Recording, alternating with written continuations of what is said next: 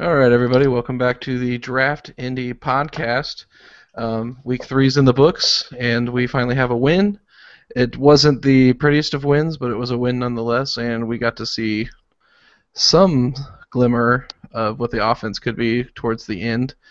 Not necessarily the best performance to begin with, but like I said, it came out to the end. Today we've got more of the usual crowd, James and Garrett, and we've got a little bit of an itinerary for you, and we'll just kind of break it down, and then um, we're gonna talk some Titans, we're gonna talk Andrew Luck, Andre Johnson, and I know we're gonna be talking about just a little bit towards looking kind of like we're at the beginning half of the season, I guess. So we'll talk a little bit about draft needs right now. That won't be too long of a conversation, but we'll get there. So now I guess we'll just kind of go right into the Colts-Titans game. And Garrett was just about to give us a take right before we were starting in the lobby here, so I'm just going to let him go with it. And I think this was an offensive take, so we'll let or is it a take about the first half? So we'll let Garrett go on that. It's mostly an offensive take, actually. I mean, the first half itself was bad, I guess. I mean, we scored 14 points, but it wasn't pretty. We had the one pick six, which was partially luck because that was the one that bounced off of Delaney Walker's hands and into Dwight Lowry's hands. But offensively, I thought that the first half was a little bit underrated because I went back and I looked at the All-22, and first of all, they didn't actually have the ball that much, and that was partially because the pick six kind of came in between two somewhat long Titans drives, so they kind of had a lot of plays in that second quarter. But really, I think Luck attempted, I can't remember, it was a single-digit number of attempts for Luck in that first half. And those attempts I didn't actually think were as bad as a lot of people were saying. I think mostly those drives early in the first half, they died because of short runs and the usual penalty BS. I didn't think Luck actually started to play as bad as people were saying until the third quarter, which was just awful for him. He started with that. The first pick was not nearly as bad as the second one. First pick I thought was mostly a good play by, I believe it was Parrish Cox, who had his back completely turned when Luck threw the ball, and then did like a pirouette or some sort of ballerina bull, and he just made a great really interception. The second one, which one is the one we all remember, with Luck just not throwing that duck while rolling to his right, looking for Ty on the sideline, and that was I believe after the McAfee awesome fourth down conversion, when we all thought that the comeback was going to be on, but it actually didn't start until later when they had that drive that I think started from like the 1 yard line or something. Yes, and really, by that time, which is when the offense really started to get rolling in the fourth quarter, the Titans were starting to back off a little bit. They were not so much. They were still blitzing, but they were playing softer coverage, and that allowed a lot of really easy completions, followed by a couple of longer play action shots, which is when you see this offense rolling, that's usually what they're doing, is they're getting those play action shots off. So I honestly thought I was like two decent quarters for Luck. Obviously not a very large sample size in that first half, not very many attempts, and then a really bad third quarter, not just because of the picks. He was missing passes, he was making bad decisions, and then the fourth quarter, which was pretty fun. So there were some bright spots. I thought this was the best performance we've seen from Andrew so far this season, which is obviously what you want to see against an inferior opponent. And even in spite of his injury, which I'm not exactly. Do you guys know exactly when it was supposed to occur, that injury? I don't know if I've seen anything about it, and then I thought it was going to be one of the plays that I had been watching just a second, but like he got like hit. It was that I just vined it a few minutes ago. It was a play where Joe Reitz got absolutely destroyed by Casey, who, remember, I said last week was going to be an absolutely dominating force in this game, and he was. But he just absolutely blows past Reitz, and then he gets kind of caught up in the thing, and then he's brought down by 5 guys. He rolls around, and I could have thought that was the play that he got injured, but the very next play is the play that he throws that bomb to Dorsett, which, by the way, I've gone back to a few times. That that catch in double coverage before Dorsett's TD was absolutely incredible. We're gonna get to Dorsett in a little bit, but so I don't want to kind of spoil that. But yeah, I don't know, I don't know when he got hurt, and it's just weird because he was making some really good throws towards the end. You could probably blame that on adrenaline because I remember once I broke my foot and I continued to play racquetball for 20 minutes. So I mean, it could have been adrenaline, it could have been whatever, but you could tell that he was hurt at some point though. Yeah, sometimes injuries will play a larger role a week after they occur than actually in the game in which they occur. Can't happen unless it's like an ACL tear or something. But yeah, they asked Pagano on the injury. They asked if he knew what play had happened, and he said pick one, just being sarcastic. Ouch. So nobody knows yet. I mean, he didn't get up particularly slowly on any play that I saw. He got hit a few times. It actually wasn't the most brutal game in that respect for Luck that I've seen. No, I agree. I don't think he was getting as we are used to. That's not to say there wasn't pressure, just not as many massive hits. I guess that one from Arakpo maybe was the worst. Yeah, and he almost got decapitated early in the first quarter. But yeah, my boy Costanzo did not look pretty on that sack from Arakpo. That was a pretty good play by him. We'll go out to take it to Jay. Give me a take, offense or defense. I don't care. Just share. I'll go defense. The safeties are decent, which is saying a lot for what everybody thought they were going to be.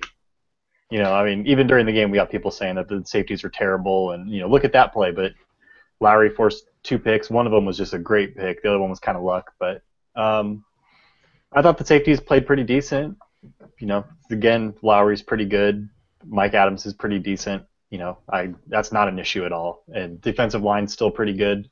The Colts are they're not hard to run the ball on, but much harder than they have been recently, and than the narratives lead you to believe.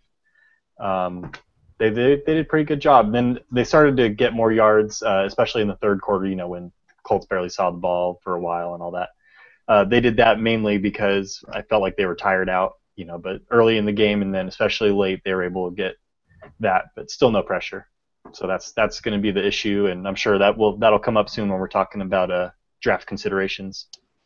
Yeah, and I think some of the issue that's really stemming there when people are going to blame safeties for some bad play is I really feel like we've been playing a lot of zone because of the cornerback injuries, and that's forcing the two safeties to play a little bit kind of maybe quarters or not quarters, but like kind of 50-50 back there, and then plus with the zone and the no pass rush, it's absolutely brutal, and that really can make your safeties not look very good. I mean, it's a bad position to put your safeties in. I think you're right. I mean, Dwight Lowery's second pick, he like another Vine that I just put out just a few minutes ago. I'm sorry for no one who knows what I'm talking about, but Mariota stares down that receiver the entire time, and he didn't see Lowry at all, and Lowry just grabs the ball, takes it, and I mean he got him to like the 7-yard line or something like that. And I think they're playing fine, but any issues that you're seeing on broadcast, you could really attest to the fact that they are playing a lot of zone, a lot of it, and there's no pass rush whatsoever. People get lost. People get lost in zones, and people get open in zone coverage when you don't have a pass rush. That's just going to happen. It's also encouraging, just generally, to see that. Adams had 5 picks last year, I believe, and they weren't like all amazing plays like Lowry's second pick today. But it's good to see that we've got 2 guys back there who can catch the ball when it's thrown to them. Yeah, and I mean, I remember it being like, I was concerned about it this draft period, but because I didn't know what Lowry was going to give us, and we needed someone there. But Lowry has actually stepped in really well. But I remember last year we were really struggling with the safety issue, and then we signed Adams, and then Sergio played okay, and then they forced Landry back in the lineup for some reason. But yeah, I mean, the safety play hasn't been too terrible this season or last season. It's just the lack of pass rush. And I'll go there because I'll go there with my take. I'll keep it defensive for now because this team it's just so odd. I know Trent Cole was hurt, right? He didn't play, right? No. No, that's right. He didn't play. So I mean, it's just Mathis had a good sack, but I mean that was or was it a sack? I think it was a sack, but he had one really good play. Um, Other than that, they played a lot of Werner. They played a lot of Walden in this game, and they're just not like Walden. Walden is what he is. You know, he's not your superstar pass rusher, and we all know Werner isn't. So I mean, it's just another one of those weird things where I don't know where the pass rush is coming from. It's not coming from Newsome. It's not coming from Mathis or Cole at a high rate. So I mean, it's just and they put a lot of money back into it this season, and they were ready for it. And I know last year they did a really good job of blitzing people to sacks. Haven't really seen that this much yet, and that probably could be because the inside linebackers aren't necessarily. I will say Jackson is playing actually a lot better than I imagined him to. He's been a beast against the run, not so good against the pass as we all know, but he's actually been pretty beastly against the run, shedding blocks like he didn't last year. So I'm kind of encouraged by that, but they're not doing very much when it comes to blitzing because once again, they don't have the cornerback talent right now to spend a whole lot of people blitzing because they can't leave. They don't want to put their guys man to man out there because these guys most of them can't play man to man. And I would say that even with all the cornerback injuries have just been brutal. I mean, so bad. But even with all that, and I know Vontae's still healthy, but the base pass rush is still the biggest problem with this defense. And I think I think cornerback will eventually get better as guys get healthier again, but I don't think the pass rush is going to necessarily improve significantly as the season goes on. Maybe it'll help if they face a quarterback. I mean, I don't think they wanted to blitz Mariota that much yesterday because he spent all game. He was just looking for Kendall Wright in the slot. That's where he wanted to make his money. So blitzing not necessarily the best way to combat that. And they moved the ball anyway, so it doesn't matter. But yeah, I would say it's the same problem the defense had last year, and I don't know if it's stayed the same or maybe gotten just infinitesimally better, but this was my biggest problem or concern with this defense coming into the season, and it's still that way now. And we're impressed with the way the safeties have been playing, but pass rush is the most important thing you can do on defense. It's the equivalent of passing the ball on offense, and we can't really do either of those things right now, so we're kind of in trouble. And we had this conversation among ourselves in the famed Draft Indy direct message, but we were talking about how they're asking. Yeah, we're not going to say anything about it. This can be shared because this is a good conversation. They're asking Anderson and Perry and Langford to pass rush, and they're not there yet. Anderson, I have high hopes for. He's not necessarily there yet, but they don't really have any other options. So I mean, like I said in our very first podcast, I still think that a pass rushing defensive lineman is something that we need. We've got I think we've got some pretty good run stoppers here, but when it comes to pass rushing from the interior, it's not really there just right yet. I still think Anderson or maybe even Perry can develop into that guy because Perry is really good at getting small and being quick. He is small. He is small. But he can get smaller, I guess, is what I'm saying. He's what, 6'1" or 6 foot, maybe that. I think he's 6 foot. Yeah, he's 5'11". He was always really undersized, at least in terms of height, for a quote unquote nose tackle. Yeah, exactly. Which is not really how we're using them. No, he's been more of that. Would you say he's been playing the more 3? I know you didn't watch, but is he playing more of the 3 or the 1, like the 1 and the? They're basically using him and Anderson kind of in the same way, just in different positions on the defensive line. They're both asking him, I think, to mostly one gap a lot. Yeah, they are. So I mean, yeah, they're kind of similar players in that respect. That's what they both excel at. Although I think Anderson is, because of his athleticism, is more of a wrecking ball in that respect. Bowling ball. Sure. Bowling ball of butcher knives Yeah. running through a bowl of grits. But anyways, so let's go on. Let's go more to offensively. So, I just want to jump in there real quick on the defense stuff. When I was watching, they're really not. I mean, it may have been the Mariota thing, but they're really not blitzing a lot the last few games, or I guess there's only been 3. I think the reason is the lack of corners. They don't have the corners that can hold up to that. They can be giving up even bigger plays in the pass if they threw more people out there. So they've been blitzing, but it's been nowhere near.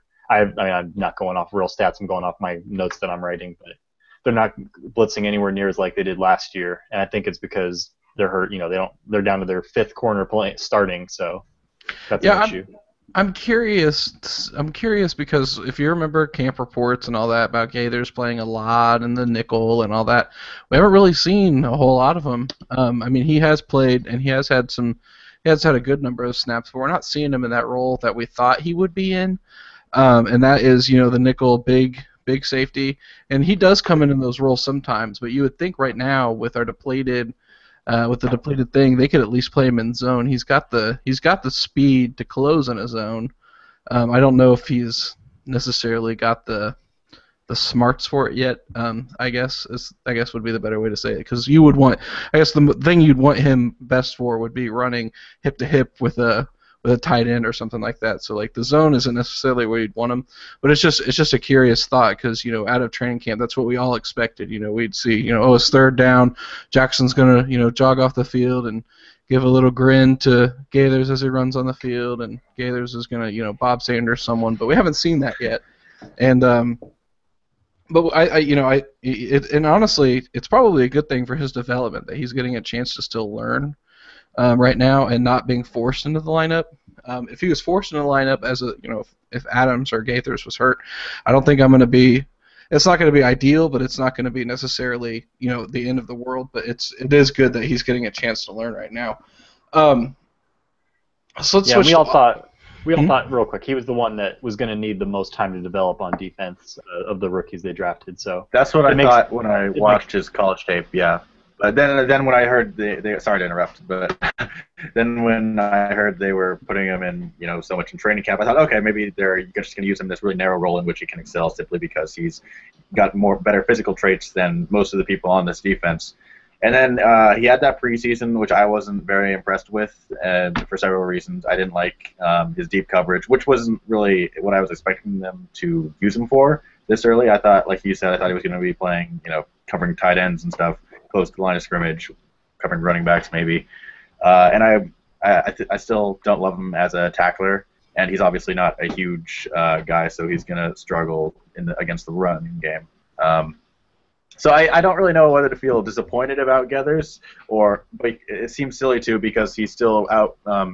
He's still doing and showing so much more than you expect from his draft position, and they clearly still like him a lot. But I was expecting them to use him more in the regular season than we've seen him. Yeah, I mean, it's interesting, and that's good. We covered a lot of rookies, and it's good because I could go on a little tangent here real quick before we go back to the offense, but I know you guys who listen to us have we started out draft centric, but and we will be getting to the draft.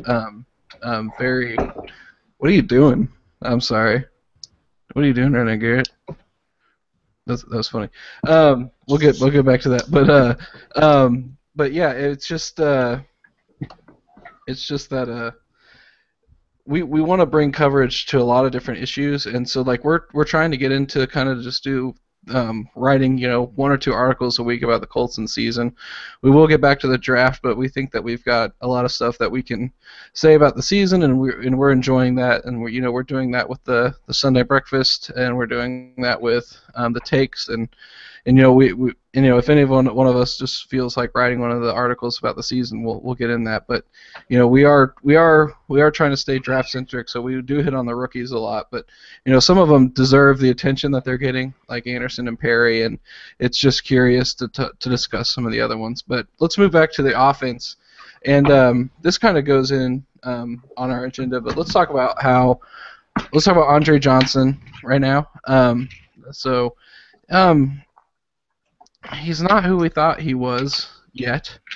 He could still need time to develop into the role or whatever, but I don't think that's necessarily it. I think it's that. I don't know. I think he might be time for him to not retire, obviously, but I think it's time for Dorsett to get more snaps than him on a regular basis, just because Dorsett offers more when it comes to speed, versatility, as opposed to Johnson. I thought that they would use Johnson like a Reggie Wayne And role. hands. Say that again.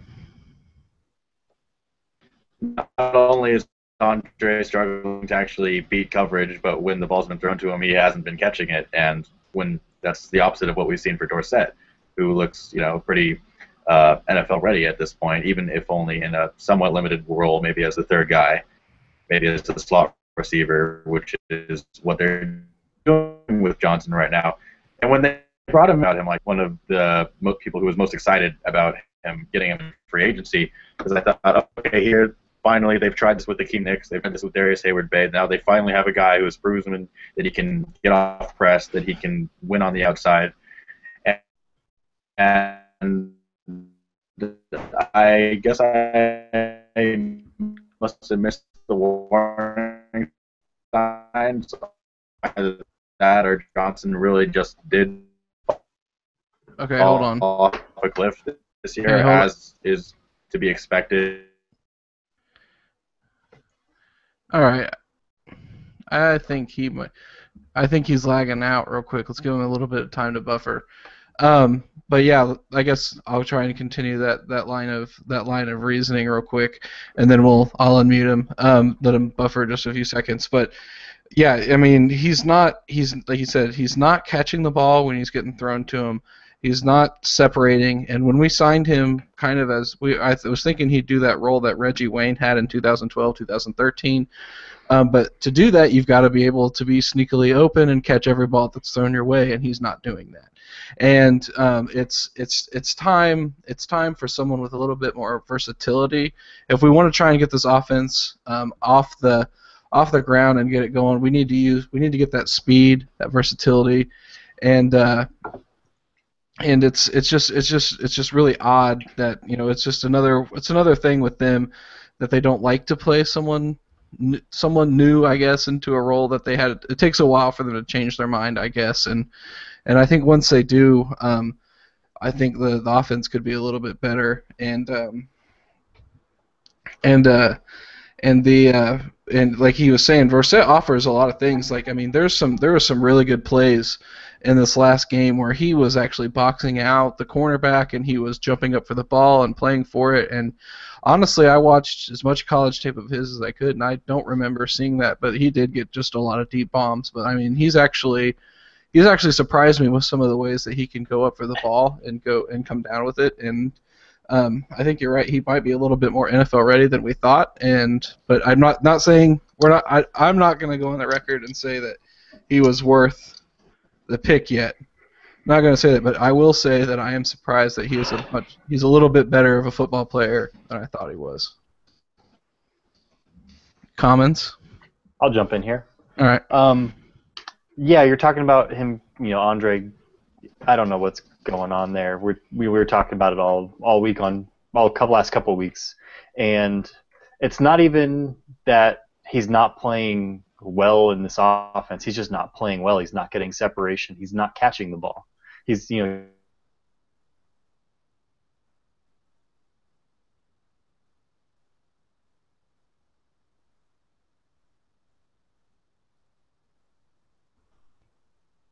I lagged out.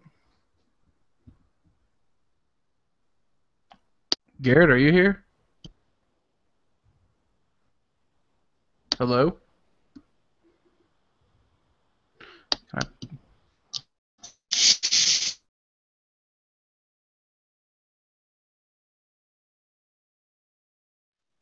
like I'm super cross-eyed. All right, well, we had some technical difficulties, but we're back, and this is the part 2 of episode 4. So we're just going to jump right back into the Andre Johnson conversation, and I'm going to send it to Garrett because I know he's laughing, so this is a good opportunity for him. Sorry, looking at fish-eyed James over there. But yeah, I'm not sure exactly where I left off with Andre, but we brought him in, and I was really excited about him because he's like a Hall of Fame level player, or at least he was at some point. And he made his money for a long time by winning outside at the X position, by beating press man coverage and making those big highlight plays, like where he jumps over a dude and just makes that awesome catch. And I thought, oh cool, we've never really had a guy like that to play with Luck. We've tried to get him. We tried that with Hakeem Nicks, and it totally failed. I thought, okay, this is somewhat surefire, but I think his body's just not there anymore, and I think that's partially why Houston tried to use him mostly as a slot receiver last year, and I think that's why we're doing much the same thing with him this year. But because he's fallen off a cliff, or at least appears to have physically this year, he's not beating man coverage, and more importantly, he's not catching the ball. Like today, Luck, or not today, but against the Titans in I think the third quarter, Luck had him coming over the middle. I think his defender had fallen down, Andre's. It was like a sort of a pick rub play, whatever you want to call it. And Andre had all this open field. And Luck, it hit him, I think, in the shoulder pad, and Andre fell down. You've probably seen vines of it. It was somewhat comical. But I thought, I looked at the all-22, and I said, okay, if that's Dorsett instead of Johnson, that's like a 20-yard gain, a 15-yard gain. And it's just little things like that why is he... We invested a first-round pick in Dorsett, and we're afraid to put him on the field. And when we have put him on the field, he's done really nothing but make plays. I don't get why we feel compelled to keep Johnson on there. I can't speak to whether or not he's dropping the ball because he's got some problems with his body. I don't know exactly where he is physically. I can only extrapolate based on what I see.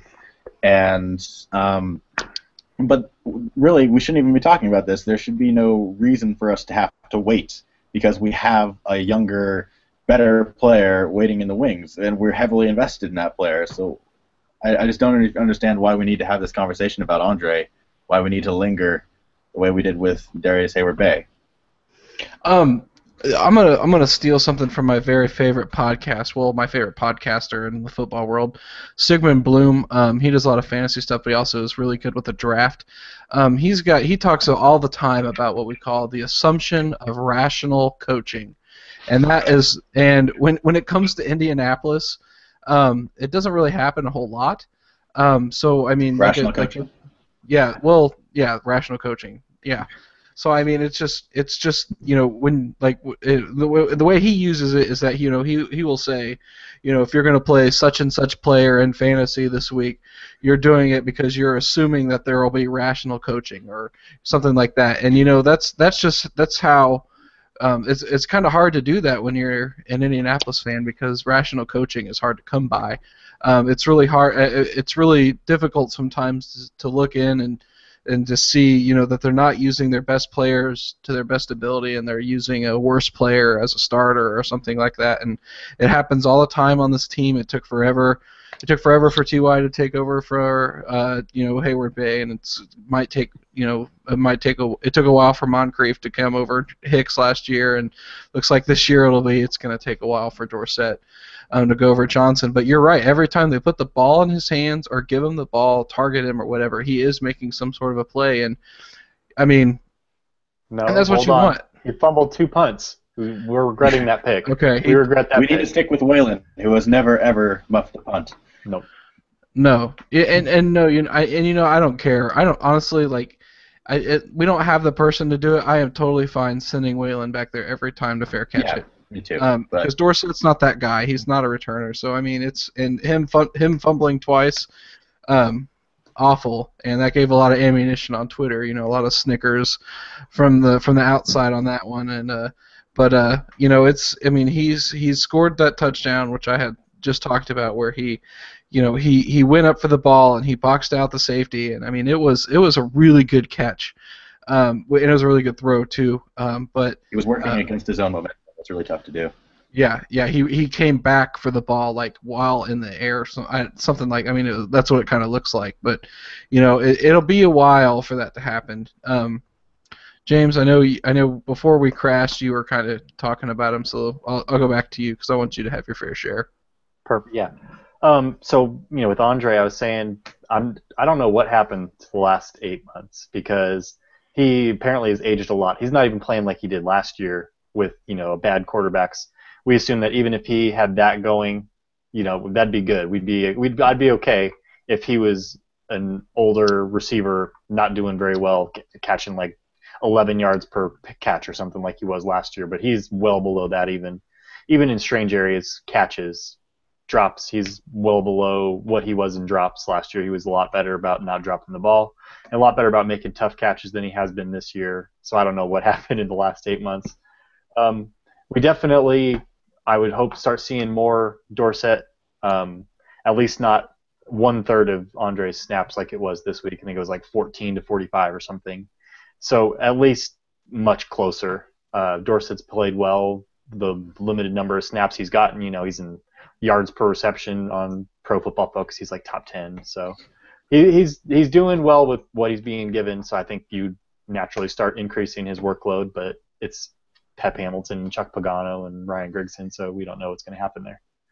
But I would hope that they're desperate right now to do anything they can to stimulate better offense. And I mean, we've been talking about how there's just a failure to create space in the passing game. The receivers, they're not getting open. The routes aren't going to. We can talk about all that later.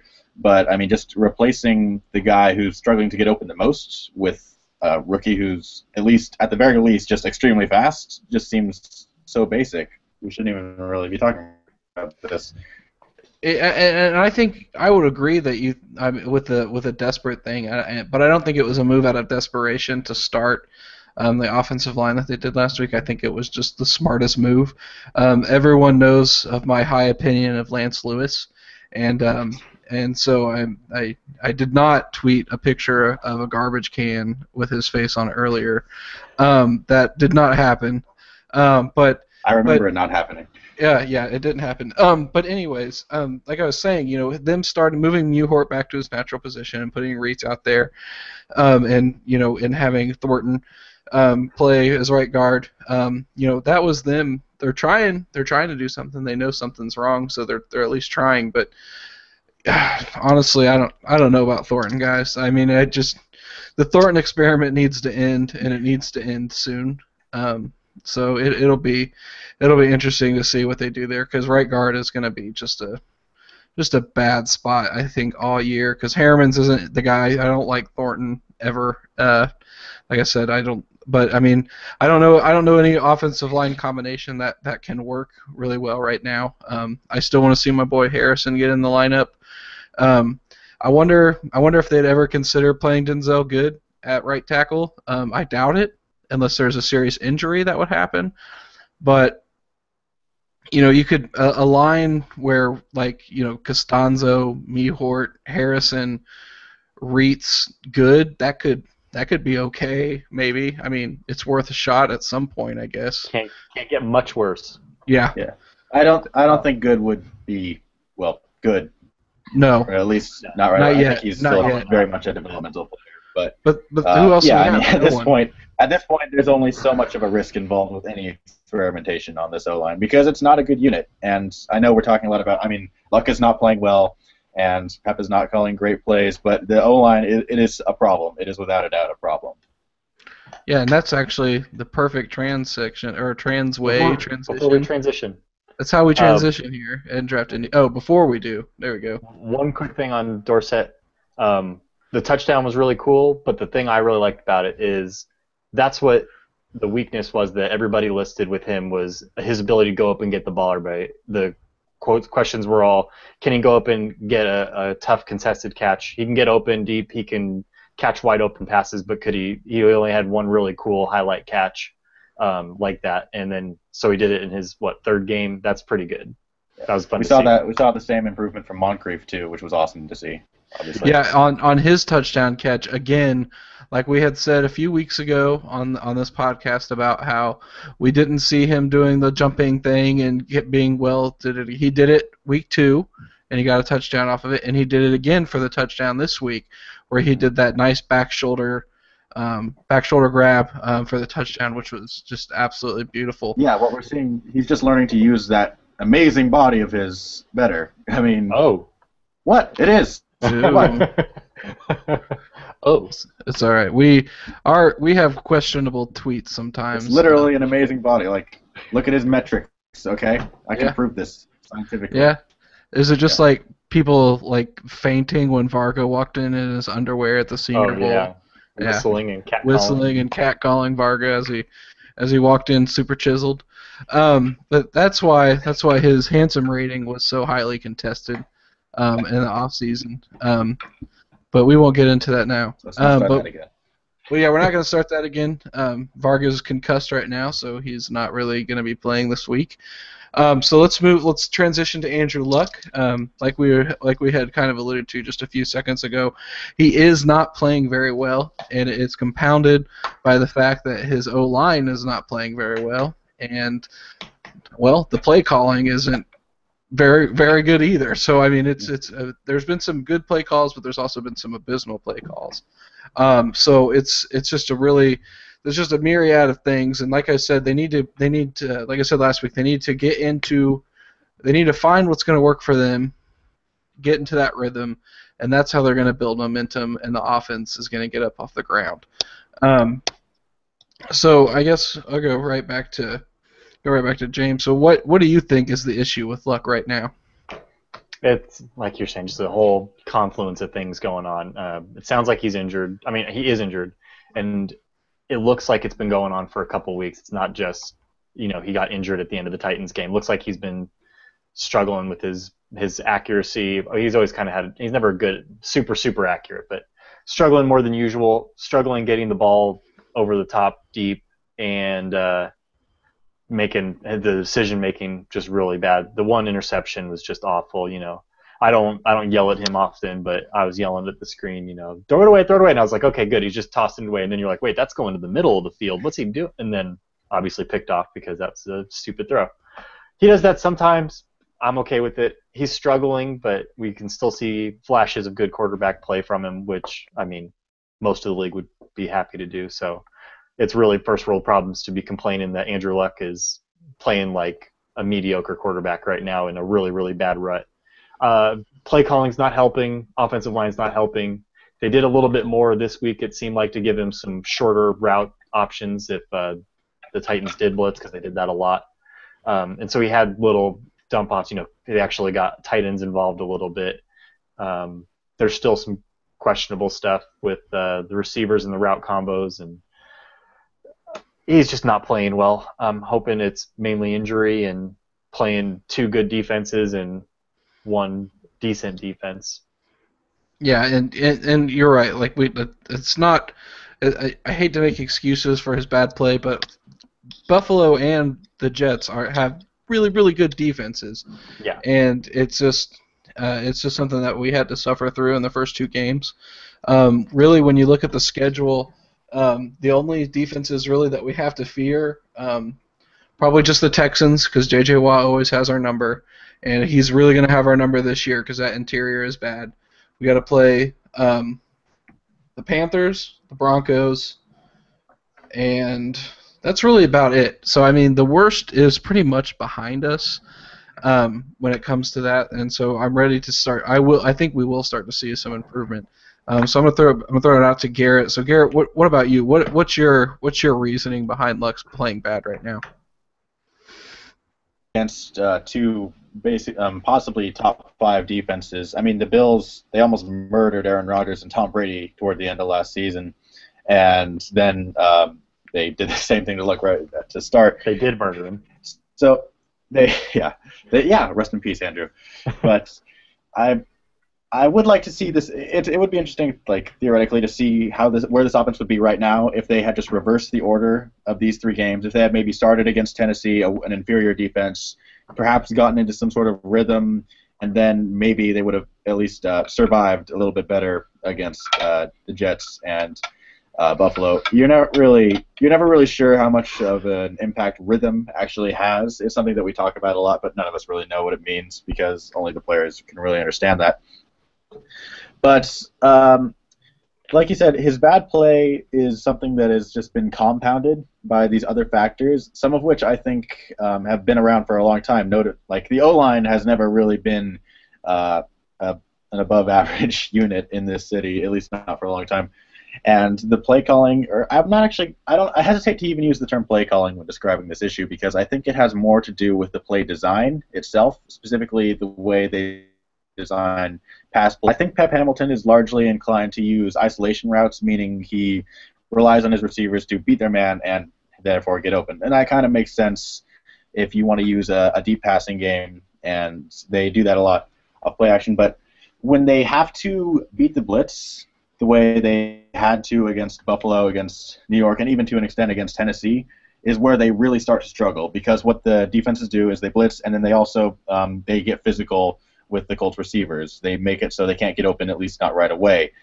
That's just the nature. So if you're going to keep running isolation routes against that offense, it's going to be against that defense. It's going to be very high variance because you're relying on your offensive line to pick up the blitz long enough for the receiver to actually get separation downfield. So if you turn on, like, if you see what the Patriots did to Buffalo, I think in week 2, where they scored, was it 40 points? Something that's how you beat a defense that likes to blitz. Is you not only design. See, there's a difference between short routes and quick routes because a route can end up maybe 5 yards downfield, but it can still take 2 or 3 seconds to develop. And I think a good example of this happened, I think, on the Arakpo sack today. I believe there was a stack formation of receivers to the right, and T.Y. ran a quick slant into the field, and then he reversed and went back outside. Now, by the time he had made that second cut and gone back to the outside, Luck had Arakpo draped around his back. So the play was dead. Now, I don't think... See, this is where a big part of my issue with Pep comes in, is I think he needs to simplify, to an extent, the routes he uses when he's trying to combine routes, when he's trying to scheme players open, at least his wide receivers. I think, because he's got so much speed to work with. So he doesn't need T.Y. to make multiple cuts if he's working behind a stack formation to get open. T.Y. would have been open if he had just continued on that slant into the middle of the field, which is something that Pep, again, doesn't really like to use, is the middle of the field. He struggles to get to just send receivers there. That's something, but that's an entirely different issue. So I think that that's fundamentally been a weakness of Pep for a very long time, and it really shows when Luck is not able to make those great plays further down the field when the defense is blitzing a lot, when the receivers can't get open right away on their own. So, like I said, so this is what we've been seeing, is we've been seeing like the worst possible scenario for this offense in terms of the defenses they've been facing. And unfortunately, I think with their struggles, I don't think we're going to be able to see defenses take a different strategy against us. I think they're all going to want to blitz. I think Jacksonville is going to blitz us a lot this weekend. And I think they're all going to try and play similar coverage because the only time we found serious success offensively against Tennessee was when they started to play softer coverage, and we picked them apart in the short game. So we really this needs to get fixed, and if that means finding a new offensive coordinator, I think it's worth it. But I'm not entirely sure that's going to happen, at least not for a while. So it'll be interesting to see if Pep can adjust in any way as the season goes on. Yeah, and I've said, when it comes to that, like I've said before, like his philosophy would be cool with some different personnel, especially if you had the time, I think, to protect a little bit more time to get open. But that's neither here nor there. Like I said, just for time's sake, we're going to move on to a little bit of some future talk. Future talk here. So just a real quick round table, real quick on what position do you think is going to be drafted early? Not necessarily round 1, but what position do you think needs to be addressed early in 2016? And we'll go to James. We were talking about a little bit ago, and I think it's still a pass rusher. They don't have a true throw him in there, and teams have to scheme around him and make sure to know where he is. They don't have an edge guy that can do that. Don't have a good outside linebacker that can do it. We don't know about Henry Anderson yet, whether he's going to be able to. What the? Sorry. Autoplay videos were the worst. Autoplay videos were the worst. Maybe you guys couldn't hear it. It was in my headphones. So they definitely need a pass rusher. That's the big thing I'm going to be looking for. All things considered, all things even, everybody, BPA, I'd hope it's going to be an outside linebacker with the first-round pick because they don't have an outside linebacker. Next year, their outside linebackers are going to be Werner. Walden's a free agent. It's going to be Trent Cole, who hopefully will be released within the next year or two because of his contract. That was the design of it in the first place. And then Mathis, if he can even play, I think he's a free agent this last season as well. And then Newsome, who has disappeared, and R.I.P. Jonathan Newsome. We miss you. So 2014 to 2014. Yeah, 2014 to 2014. No, hey, that one sack came in 2015 against the Broncos. Oh, okay. Yeah, technically. So very early 2015. We want to be specific, then we'll say like week 9 2014 to divisional playoff game 2015. All 8 weeks were wonderful. Yeah, and half of his sacks were unblocked. But that's my next. I'll take that cue to go next. For me, I think it's got to go offensive line. I know the defense is bad, or the pass rushing is bad, but it's time. I'm not going to say that Grigson hasn't tried to throw draft resources and any resources. He signed Donald Thomas, which was a good signing at the time. Like, don't get me wrong, poor guy tore his quad 2 times, 2 years. That's unfortunate. Hugh Thornton, Khaled Holmes, obvious, not very good. And then he signed Joe Reitz to 3 years, $9 million. I mean, he hasn't. It's not that he's ignored it completely, but he has. Mewhort was a second-round pick, and then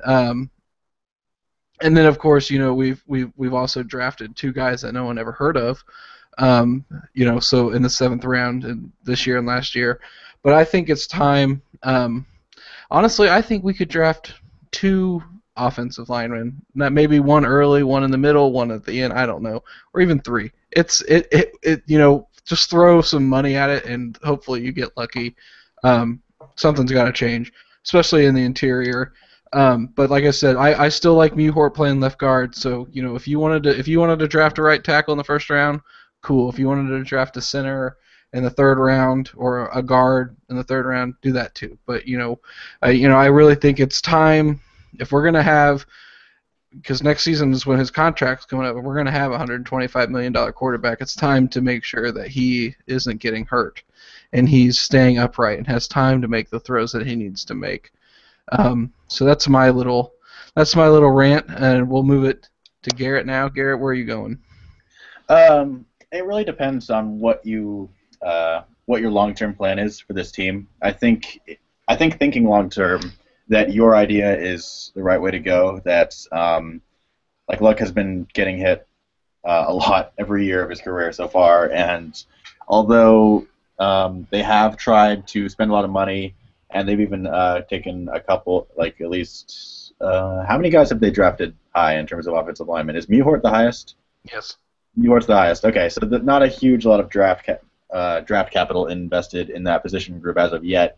However, they have spent a good amount of money so far, notably on guys like Gosder Sharalis and stuff. Not a whole lot of success there.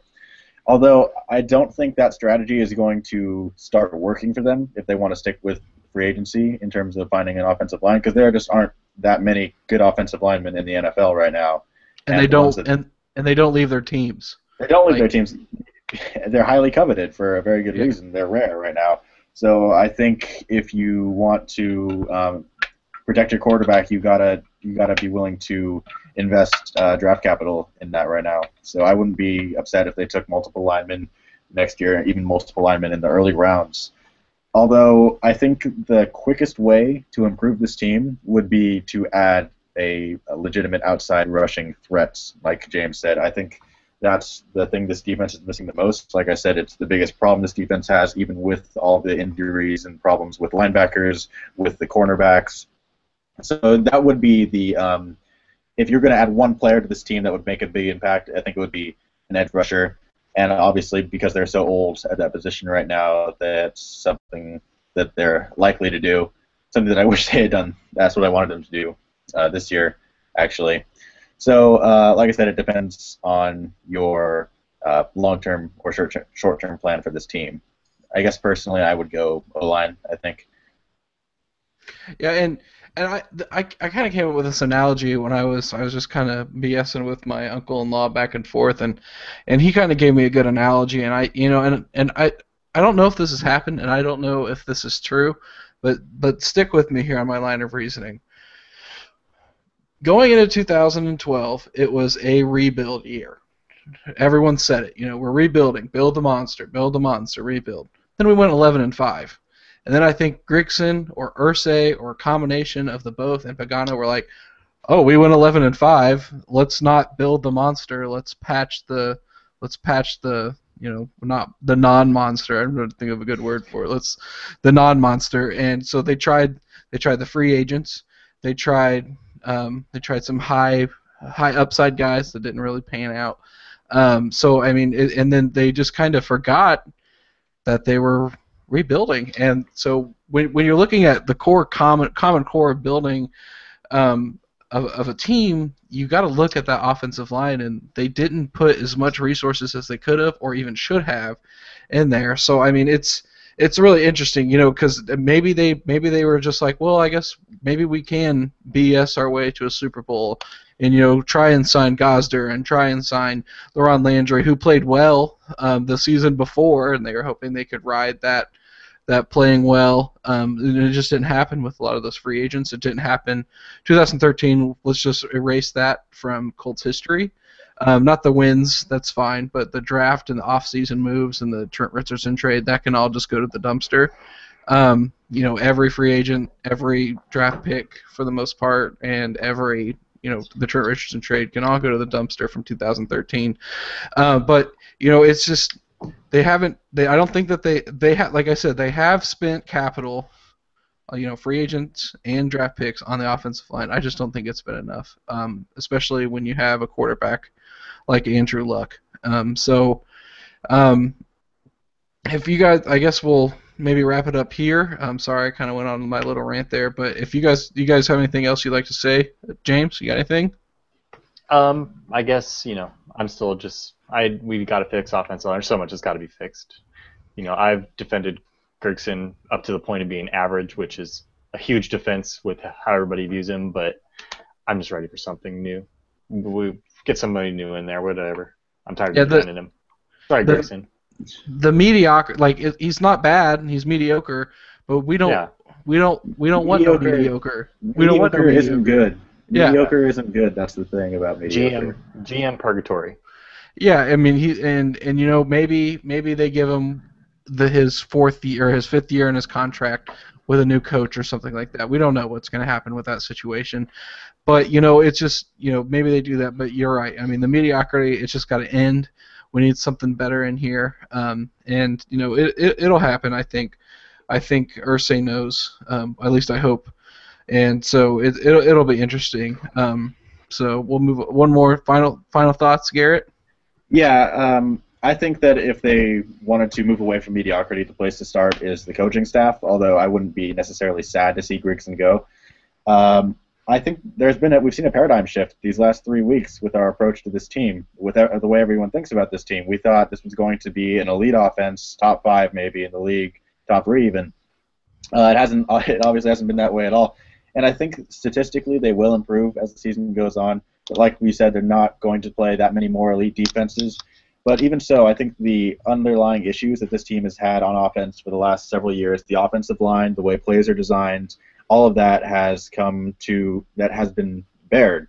And it actually needs to be fixed now, because clearly it's just going to keep coming back to bite us against superior teams.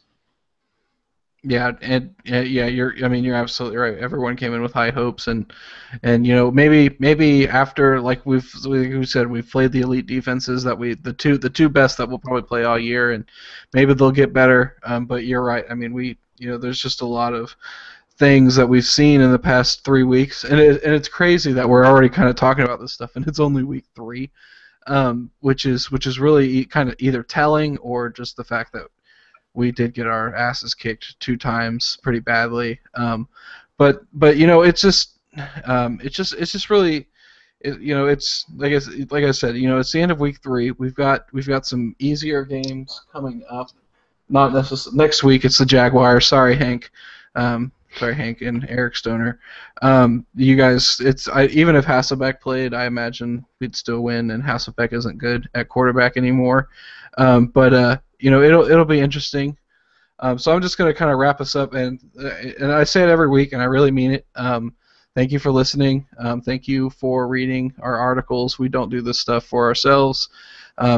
Well, I might, but I don't think everyone else does. But we do it for you. We want you guys to listen. We want you guys to comment and talk to us and spread the brand, if you would. I did get. I think I told you guys this, but my buddy works at a liquor store in Terre Haute, and he was listening to the podcast at work, and he had people come up to him, and they're like, "Oh, what are you listening to right now? It seems like they're talking about the Colts. Are you listening to a radio show?" And he was like, "It's like, no, my buddy runs a podcast." And then I guess he said that they looked at him weird and said, "People podcast about the Colts?" So I mean, and yes, we do, and we're not we're not the first.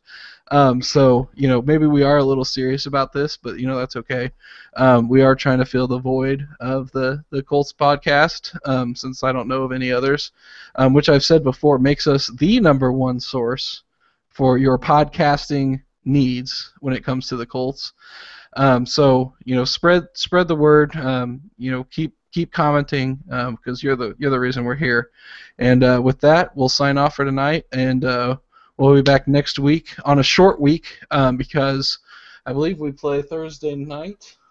Yep. Yes, we do. So we'll be back sometime next week, before the Houston game and in between the Jacksonville game. So have a good night, and we'll see you out there.